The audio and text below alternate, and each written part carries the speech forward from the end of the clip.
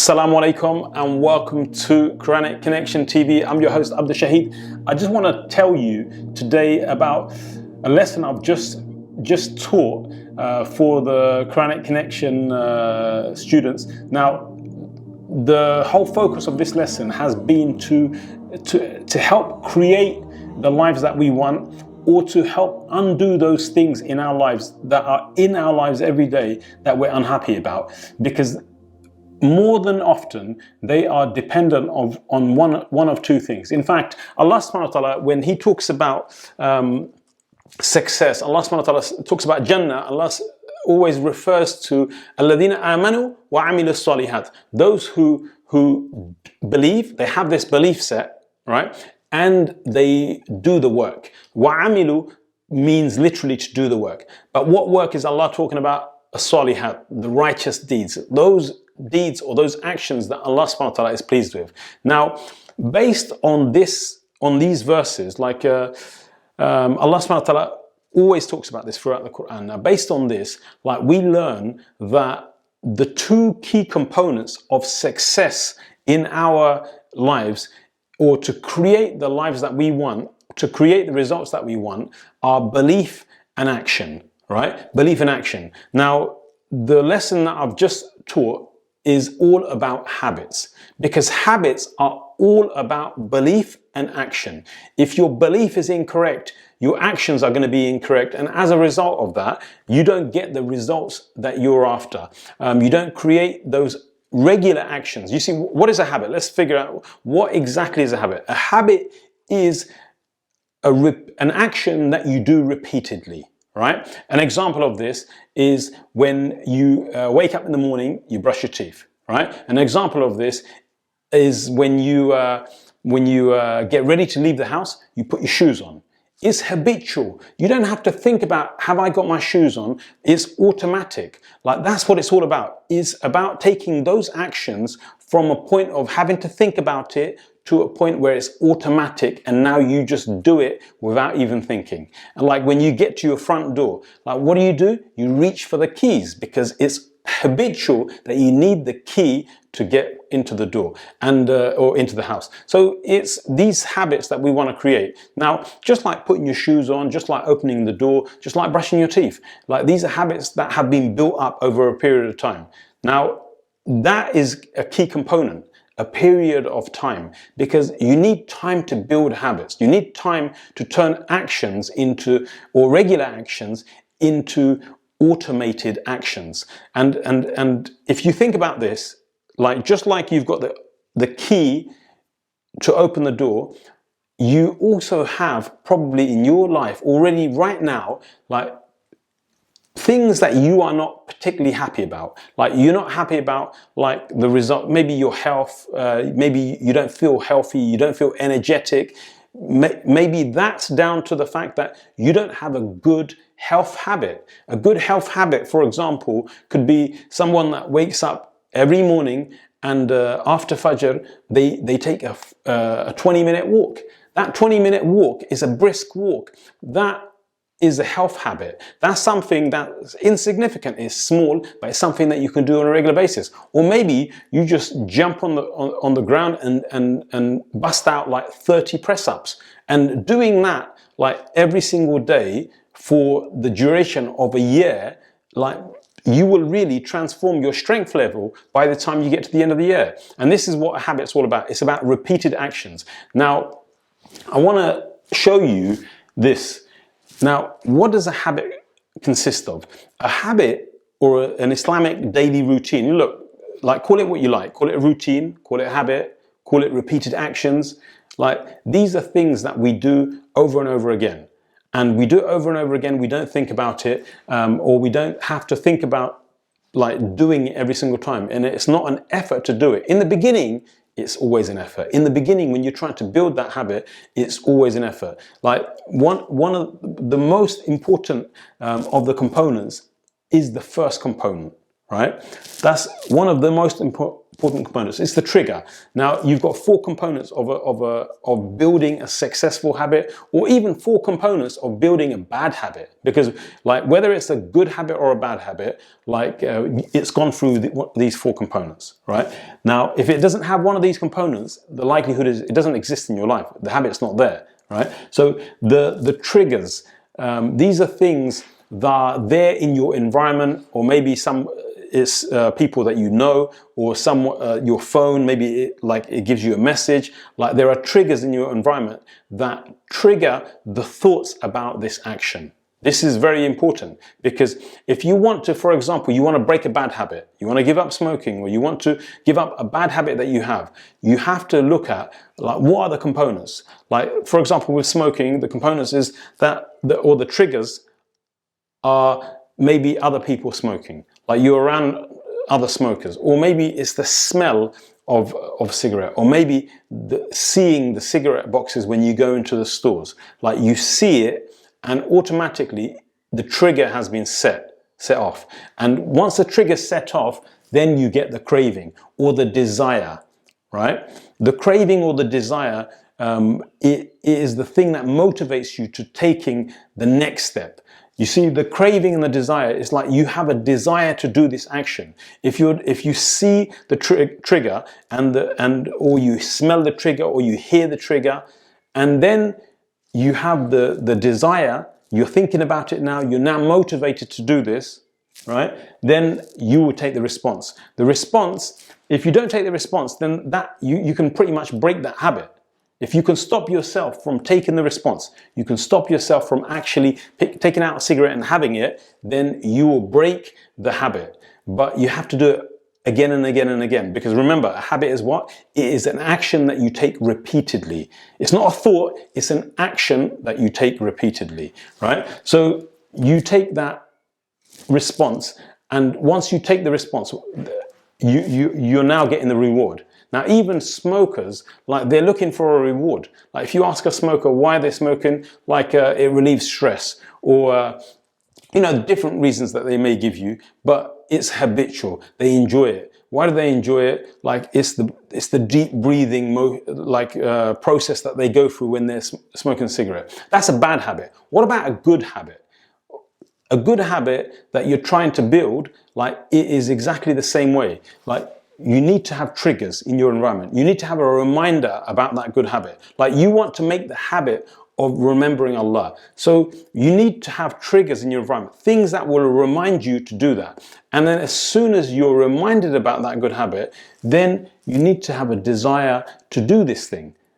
A desire to do this thing, or to take this action. Like, maybe you're going to read the Quran. Like, you need to have a desire to do this. Why do you want to do it? Because you want the reward. See, when you're building a good habit, you need to think about what the reward is. You need to make the reward huge. You need to make it big. You need to make it big enough so that it becomes attractive, that you are now motivated or to have that desire or craving to actually take the action. Right? Now, it could be anything. Like, it could be that you're reading the Quran and you're reading it, you're reflecting on the verses, and each time you do this, without any doubt, anyone you know that reflects on the verses of the Quran will tell you, like, when they reflect on it, they always find inspiration. They always find solutions for their problems. They always find that they feel as though Allah is talking to them. When you read the Quran and understand it, I'm not talking about just reading it with no understanding. If you read it with no understanding, you're not going to feel this. Right? You're going to get the reward, the ajr, but you're not going to feel that connection to the words of Allah. You're not going to feel that connection to Allah unless you understand what you're reading. So you make your reward like that understanding. You're now starting to understand it. And so your desire, your motivation is there.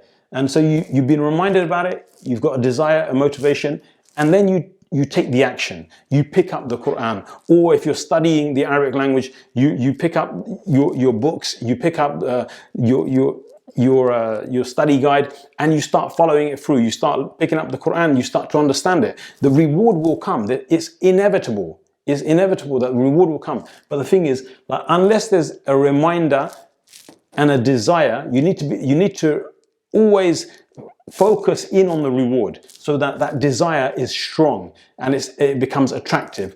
And then you take the action. Because if you do not take this action, just like breaking a bad habit, you will not break any bad habit. Just so you want to build a habit, you won't build a habit unless you take the action. If you get the triggers, you've got the reminders, you've got lots of reminders around you, you have a desire for the results, you want to feel that connection, but you are not taking any action. And that is the key. Because when Allah subhanahu wa ta'ala says, الَّذِينَ آمَنُوا وَعَمِلُوا الصَّالِحَاتِ, the ones who believe, they have this thought process, this belief set, then they take action. وَعَمِلُوا الصَّالِحَاتِ, they take the good actions. Those good actions will lead to good results. Because if you don't take those good actions, they will not lead to any results. Action equals results. No actions, no results. It's as simple as that. And the reason, if you look at any area of your life, like think about this, and don't take offense to what I'm saying. Look at any area of your life where you feel like you're not getting any results, right? You feel like, you've let yourself down, or that you haven't achieved as much as you would like to achieve in their life, in that area. Then look at what actions have I taken over a long period of time, not over 2 months or even like 6 months. What actions have I taken over a period of 1 year or 2 years or 5 years? Because if I took small actions over 5 years, then you would see results. Because actions, they build up. It's like compound. It's like interest. Obviously, interest is haram, right? But you take small actions, it builds up. It builds up, and before you know it, you've got a huge mountain of small actions, right? Each time you take those actions, you're getting one step closer. Each time, it's like you're chipping away at a huge rock. You're chipping away, and each time you chip away at it, you're taking away a little chunk, a little tiny chunk, a little tiny piece of it. You're knocking it out, knocking it out, knocking it out. Before you know it, there's nothing left of it. You've got through the rock and you're on the other side. Now you have all the results. Now you have everything that you want. But in order to create that, you need to chip away at it one tiny piece at a time. And that's that's one of the most key components of a successful habit, that you make it. Like, one, you need to have the triggers. You need to have the signposts, right? Two, the desire for it, you need to make it attractive. The more attractive it is to you, the results, the more attractive that result is to you, then the more likely you're going to have that internal motivation, because other people cannot motivate you like the internal motivation. Intrinsic motivation is the greatest motivation. But in order to get the motivation to take the actions, you need to make sure that rewards are big. If your rewards are big, then you will get that motivation. It will be attractive to you and you will take action. And most importantly, make your actions small. Because look, if you don't make your actions small and you make it like a huge effort that you have to put in to take action daily, right? I'm talking about daily. I'm not talking about once a year or once a quarter, once a week even. Like, you need to take action daily. Like, they need to be so small that it's easy to do, right? But so small that you feel as though, oh, this is too easy. But over a longer period of time, what you will find is that it will build up. It'll be a compound growth. It will start off like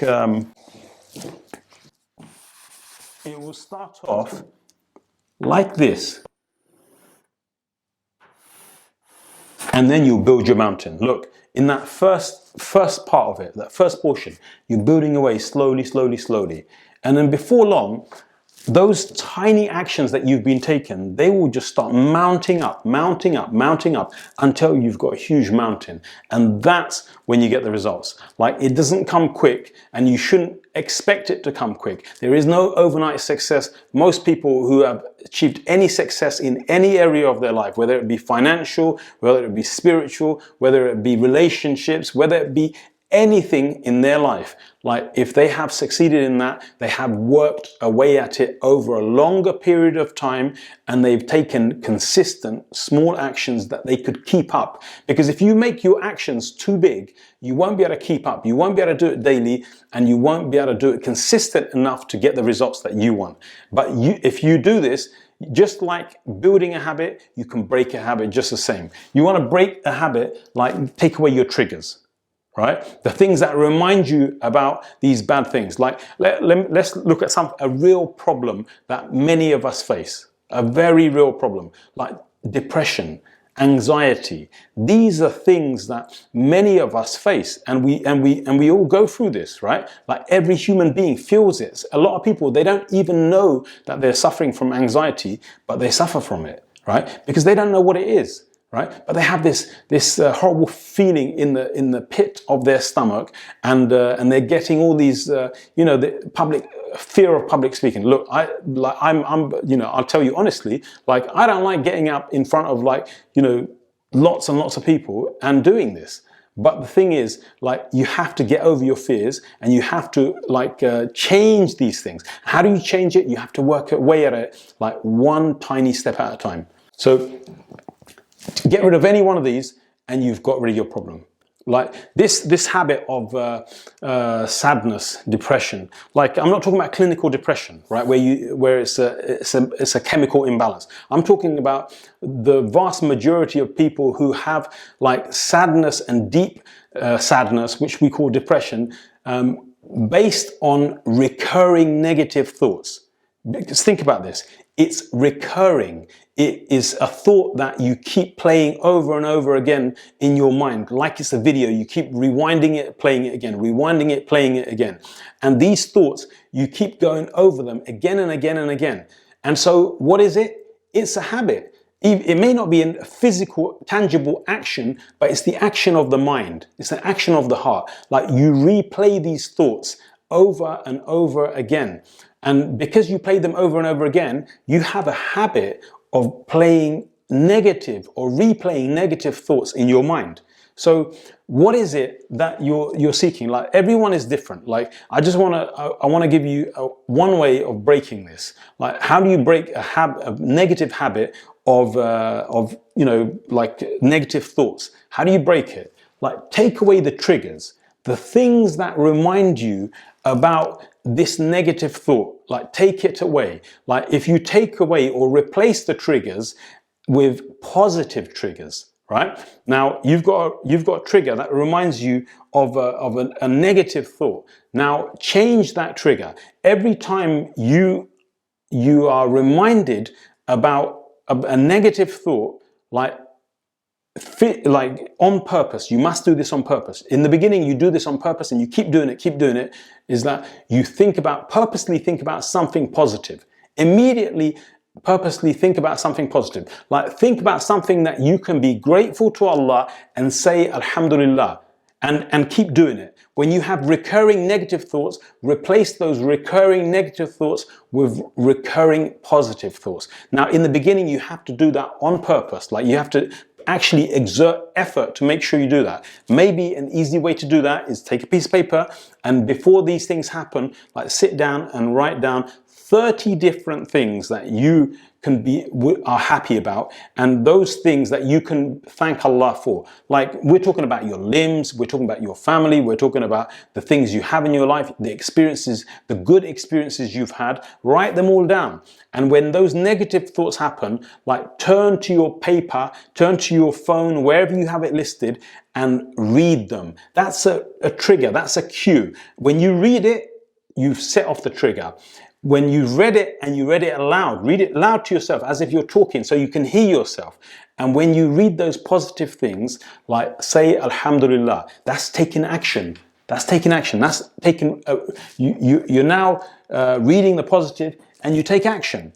And the action is in the positive, and the reward will also be in the positive, because Allah subhanahu wa ta'ala says in Surah Ibrahim, لَإِن شَكَرْتُمْ لَأَزِيدَنَّكُمْ.